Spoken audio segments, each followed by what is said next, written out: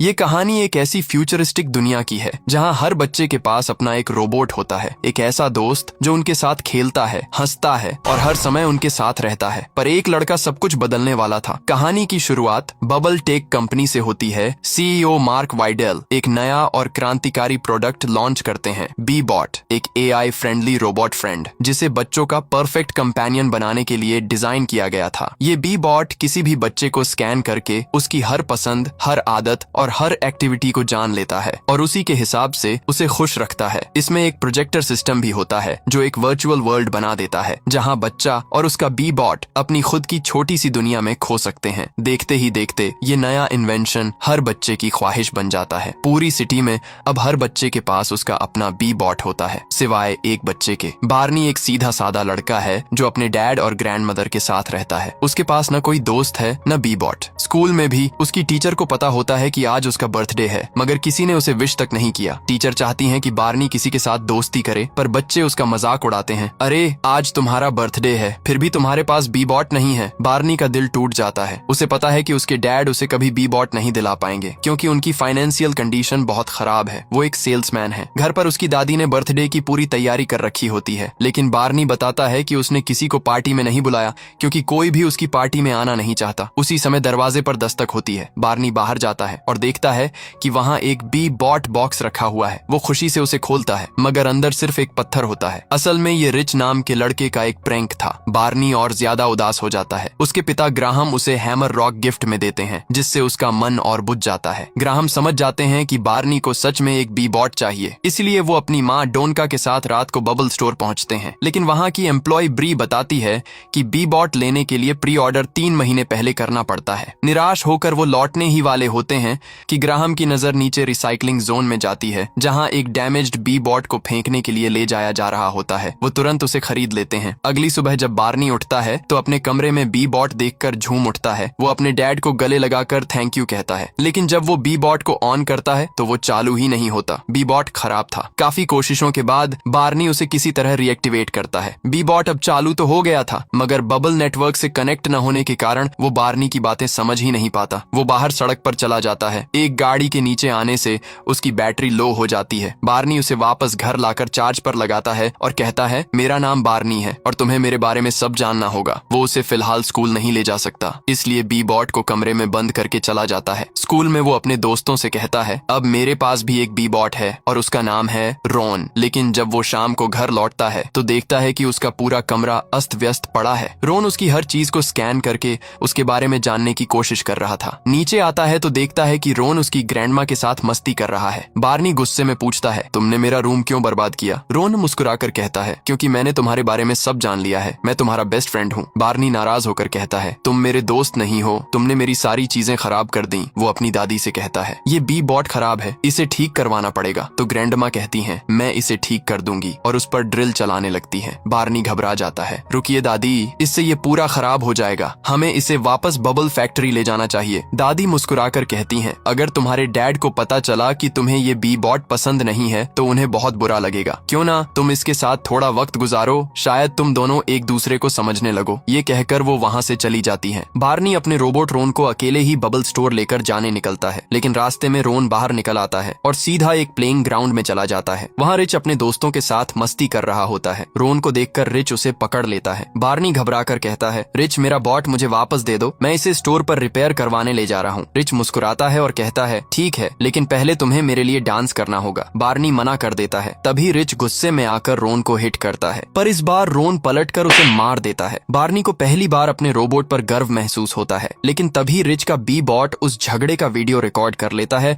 और पुलिस को कॉल कर देता है। बार्नी ये देखकर रोन के साथ वहाँ से भाग जाता है। दोनों हंसते हुए दौड़ते हैं, लेकिन थोड़ी देर बाद बार्नी रोन से पूछता है, बी बॉट तो किसी को चोट नहीं पहुंचा सकते क्योंकि उनमें मेगा सेफ्टी कंट्रोल होता है, तो तुमने ये कैसे किया? रोन मासूमियत से जवाब देता है, मेरे पास वो मेगा सेफ्टी कंट्रोल नहीं है क्योंकि मैं बबल नेटवर्क से कनेक्ट नहीं हूँ। उसी समय पुलिस पहुंच जाती है और दोनों को बबल फैक्ट्री ले जाती है। वहाँ ग्राहम और उसकी ग्रैंडमा को भी बुलाया जाता है। पुलिस अफसर ब्री पर गुस्सा करता है, तुम्हारा रोबोट खतरनाक है, इसने एक बच्चे पर हमला किया है। बार्नी बोल उठता है, नहीं, रोन मेरा दोस्त है। ब्री उन्हें समझाती है, हमें इस रोबोट को रिपेयर करना होगा। जब वो सिस्टम चेक करती है तो पता चलता है कि ये बी बॉट किसी भी नाम पर रजिस्टर्ड नहीं है। बार्नी की ग्रैंडमा बताती हैं, हमने इसे इसे रिसाइकलिंग वर्कर से खरीदा था। ब्री घबरा कर कहती है, ये बोट तो इलीगल है, हमें इसे तुरंत क्रशर रूम भेजना होगा। रोन को नष्ट करने का आदेश दे दिया जाता है, लेकिन अब बार्नी और रोन के बीच सच्ची दोस्ती बन चुकी होती है, इसलिए बार्नी उसे बचाने के लिए क्रशर रूम में घुस जाता है और उसे वहां से निकालकर भाग निकलता है। अब पूरी बबल फैक्ट्री उनके पीछे पड़ जाती है। बार्नी को एक आइडिया आता है, वो रोन की जगह किसी और बी बॉट को रख देता है और रोन को अपने बैग में छिपा लेता है। जैसे ही दूसरे बोट को डिस्ट्रॉय किया जाता है, सबको लगता है कि रोन अब खत्म हो गया है। बार्नी किसी को कुछ नहीं बताता, यहाँ तक कि अपने डैड और ग्रैंडमा को भी नहीं, और वो सब घर लौट आते हैं। इसी बीच बबल कंपनी के सीओओ एंड्रयू बहुत खुश होते हैं, क्योंकि उन्होंने अभी अभी 100 मिलियन बी बॉट्स बेच दिए थे। तभी स्टोर गर्ल ब्री उन्हें बताती है, सर, एक बोट ने एक बच्चे पर हमला किया है। ये सुनकर कंपनी के सीईओ मार्क वाइडेल हैरान रह जाते हैं, क्योंकि उन्होंने तो बोट को ऐसा बनाया था कि वो किसी पर कभी हमला न करे, लेकिन एंड्रयू को सिर्फ पैसों की फिक्र होती है। वो कहता है, अगर ये बात बाहर निकल गई तो हमारी कंपनी के शेयर्स गिर जाएंगे। ब्री कहती है, चिंता मत कीजिए, हमने उस बोट को क्रशर में डाल दिया है, किसी को कुछ पता नहीं चलेगा। दूसरी तरफ बार्नी रोन को एटिक डेक में छिपा देता है ताकि किसी को उसकी मौजूदगी का पता न चले। वो रोन से कहता है, मैं तुम्हारा दोस्त हूँ और अब मैं तुम्हें सिखाऊंगा कि असली दोस्त कैसे बनते हैं। इसके बाद बार्नी उसे सिखाने लगता है कैसे हंसना है, कैसे खेलना है और कैसे लोगों से बात करनी है। धीरे धीरे रोन सब कुछ सीखने लगता है। दोनों मस्ती करते हैं, खेलते हैं और अब सचमुच एक दूसरे के बेस्ट फ्रेंड्स बन जाते हैं। शाम को दोनों एक क्लिफ पर बैठे होते हैं। बार्नी गलती से रोन को हल्का सा धक्का दे देता है और रोन नीचे जाकर उसकी क्लासमेट सवाना के स्विमिंग पूल में गिर जाता है। बार्नी दौड़कर उसे बचाता है। सवाना हैरानी से कहती है, तुम्हारा बी बॉट बहुत अजीब है, ये तो ऑनलाइन अवेलेबल ही नहीं था। वो आगे कहती है, अगर ये दोस्त नहीं बना सकता तो इसका कोई काम नहीं। रोन मासूमियत से पूछता है, मैं बार्नी के लिए दोस्त कैसे बना सकता हूँ? सवाना जवाब देती है, तुम ऐसे लोगों को ढूंढो जो बार्नी जैसे हों, जिन्हें वही चीजें पसंद हों जो उसे हैं। बार्नी बात काट देता है, ये बोट बेकार है और सवाना प्लीज इस बारे में किसी को मत बताना। अगर बबल कंपनी वालों को रोन के बारे में पता चल गया तो वो उसे फिर से क्रशर में डाल देंगे। बार्नी रोन को अपने कमरे में लेकर आता है और उसे अपने बेड के नीचे सुला देता है। रोन धीरे से कहता है, बार्नी, मैं बेकार हूँ क्योंकि मैं तुम्हारे लिए कोई दोस्त नहीं बना पा रहा। बार्नी मुस्कुराकर जवाब देता है, बात तो सही है, लेकिन मैं भी कोई इतना महान इंसान नहीं हूँ कि लोग मेरे पास आकर बैठें। मैं तो हमेशा स्कूल में अकेला बैठा रहता हूँ। रोन खामोश हो जाता है और पहली बार उसे एहसास होता है कि बार्नी को सच में एक दोस्त की जरूरत है। उसी वक्त लाइट चली जाती है। बार्नी कहता है, मुझे अंधेरे से बहुत डर लगता है। रोन तुरंत अपनी लाइट सिस्टम ऑन कर देता है और कमरे में उजाला भर जाता है। वो इस बात को अपने मेमोरी ड्राइव में सेव कर लेता है कि उसके दोस्त को अंधेरे से डर लगता है। उधर बबल फैक्ट्री में हलचल मच जाती है। सबको पता चल चुका था कि जिस रोबोट को उन्होंने डिस्ट्रॉय किया था वो रोन नहीं था। साथ ही उन्हें रोन और बार्नी का एक वीडियो मिलता है जो सवाना ने रिकॉर्ड किया था। मार्क वाइडेल वो वीडियो देखकर मुस्कुरा देते हैं, क्योंकि उन्होंने बी बॉट को इस तरह डिजाइन नहीं किया था कि वो हंस सके या अपने आप कुछ महसूस कर सके। लेकिन रोन हंस रहा था, मजे कर रहा था, सीख रहा था। मार्क कहता है, जब मैंने ये बॉट्स बनाए थे तो इनमें इमोशन कोड नहीं था, लेकिन बार्नी का बॉट तो हंस रहा है। इसका मतलब रोन ने अपना खुद का कोड बना लिया है। मैं इस बोट को देखकर इन्हें और बेहतर बना सकता हूँ। लेकिन एंड्रयू ये सब सुनकर नाराज हो जाता है। उसे मार्क की बातों से ज्यादा कंपनी की रेपुटेशन और पैसों की फिक्र होती है। वो गुस्से में अपने लोगों को हुक्म देता है, उस बोट को ढूंढ निकालो हर हाल में। वही बार्नी रोन को शेड में छिपाकर स्कूल के लिए निकल जाता है। लेकिन रोन अब ठान चुका था कि वो बार्नी के लिए दोस्त बनाएगा। वो शहर की गलियों में निकल पड़ता है, हर दीवार पर पोस्टर्स लगाता है। बार्नी को दोस्तों की जरूरत है। वो लोगों से बात करता है, उन्हें बार्नी की आदतें बताता है, यहाँ तक कि वो स्कूल ग्राउंड तक पहुंच जाता है। बार्नी उसे देखकर हैरान रह जाता है। वो भागकर रोन के पास आता है और कहता है, रोन, तुम यहाँ क्या कर रहे हो? रोन भोलेपन से कहता है, मैं तुम्हारे लिए दोस्त ढूंढ रहा था। वो उसे बेंच के पास ले जाता है जहाँ उसने एक छोटे बच्चे के साथ साथ कुछ बुलीज को भी पकड़कर खड़ा कर रखा था। पूरा स्कूल हंगामे में बदल जाता है। टीचर्स नाराज होकर बार्नी को पकड़ लेते हैं और उसे प्रिंसिपल्स ऑफिस ले जाते हैं। वहाँ पहले से बबल कंपनी के लोग मौजूद होते हैं। इसी बीच बाहर रिच को रोन मिल जाता है। रिच गुस्से में पूछता है, तुमने मुझे उस दिन मारा कैसे था? रोन मासूमियत से जवाब देता है, क्योंकि मेरे पास मेगा सेफ्टी कंट्रोल नहीं है। रिच के चेहरे पर एक शरारती मुस्कान आ जाती है। वाह, कितना कूल है ये। वो अपने बी बॉट को आदेश देता है, इसका डेटा कॉपी करो। और जैसे ही उसका बी बॉट रोन का डेटा कॉपी करता है, उसका भी सेफ्टी कंट्रोल सिस्टम ऑफ हो जाता है। अब बेकाबू रोबोट्स एक दूसरे पर हमला करने लगते हैं। पूरे स्कूल में हड़कंप मच जाता है। हर रोबोट की लिमिट सिस्टम फेल हो जाती है। सवाना ये सब देखती है और पूरी घटना को लाइव स्ट्रीम पर डाल देती है। देखते ही देखते पूरी दुनिया को पता चल जाता है कि बबल बॉट्स बेकाबू हो चुके हैं। बबल कंपनी में अफरा तफरी मच जाती है। मार्क तुरंत कंट्रोल रूम में पहुंचता है और सभी रोबोट में एक इमरजेंसी पैच अपलोड कर देता है। कुछ सेकंड में सारे रोबोट बंद हो जाते हैं। शहर फिर से सन्नाटे में डूब जाता है। प्रिंसिपल गुस्से से बार्नी की तरफ देखती हैं। सब तुम्हारी वजह से हुआ, और उसे स्कूल से निकाल देती है। बार्नी टूट जाता है। वो रोन को लेकर वहाँ से निकल जाता है। रास्ते में गुस्से में चिल्लाता है, रोन तुमने ये सब क्यों किया? तुम सिर्फ एक डिब्बे हो। रोन खामोश रहता है, फिर धीमे से कहता है, अगर मैं सिर्फ एक डिब्बा हूँ तो मैं अब तुम्हारा दोस्त नहीं हूँ। इतना कहकर रोन वहाँ से चला जाता है और बार्नी पहली बार सच में अकेला पड़ जाता है। बार्नी जब अपने घर लौटता है तो देखता है कि बबल कंपनी के लोग उसे ढूंढ रहे हैं, क्योंकि उसने अब तक उन्हें बॉट वापस नहीं किया था। वो लोग उसके डैड और ग्रैंडमा को भी ये बात बता देते हैं, लेकिन उसके डैड कहते हैं बार्नी के पास कोई बॉट नहीं है। फिर भी वो लोग घर की तलाशी लेने लगते हैं। बार्नी जल्दी से डेक में जाकर छिप जाता है, जहां वो देखता है कि रोन ने जो कुछ भी किया वो सब सिर्फ बार्नी के लिए किया था, क्योंकि उसी ने उसे सिखाया था कि दोस्त कैसे बनते हैं। तभी वो देखता है कि रोन भी वहीं मौजूद है। वो खुद को बार्नी के बैग में वापस पैक कर लेता है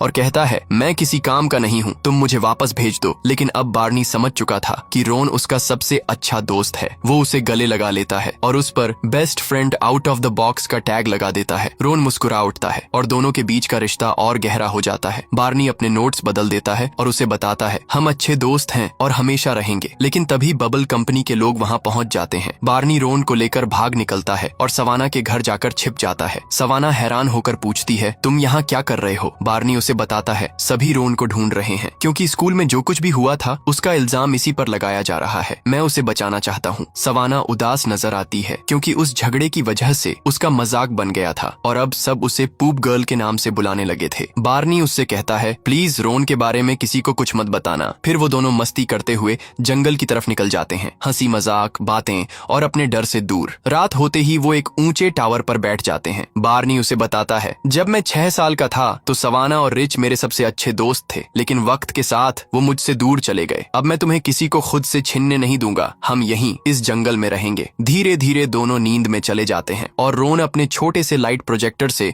बार्नी के आसपास रोशनी फैला देता है। वहीं बबल कंपनी में एंड्रयू अपने सभी एम्प्लॉइज को आदेश देता है, बच्चों का प्राइवेट डेटा एक्सेस करो। हमें रोन और बार्नी को हर हाल में ढूंढना होगा। दूसरी तरफ बार्नी के डैड और ग्रैंडमा भी उसे तलाश रहे होते हैं। वो सवाना के पास पहुंचते हैं और पूछते हैं, क्या तुम्हें बार्नी के बारे में कुछ पता है? सवाना कुछ नहीं कहती, क्योंकि बार्नी ने उससे वादा लिया था कि वो किसी को नहीं बताएगी। बार्नी के डैड परेशान हैं, क्योंकि वो अपने बेटे का ठीक से ख्याल नहीं रख पाए, लेकिन उसकी माँ उन्हें तसल्ली देती है, वो जरूर लौट आएगा। अगले दिन सवाना की मुलाकात रिच से होती है। वो उसे कहती है, कल तुमने जो स्कूल में किया उससे मेरी जिंदगी तबाह हो गई और बार्नी भी तुम्हारी वजह से जंगल चला गया। हमें कुछ करना होगा। वहीं दूसरी तरफ जंगल में मौसम बहुत खराब हो चुका था। बारिश और तूफान के बीच बार्नी आग जलाकर रात गुजारने की कोशिश करता है, लेकिन अब रोन के पास सिर्फ 5% बैटरी बची थी। बार्नी उलझन में था। वो रोन को स्लीप मोड में डाल देता है, मगर कुछ देर बाद अंधेरा छा जाता है। बार्नी डरने लगता है, क्योंकि किसी को उनके बारे में पता नहीं था। उधर बबल कंपनी में एंड्रयू सवाना के बॉट की मदद से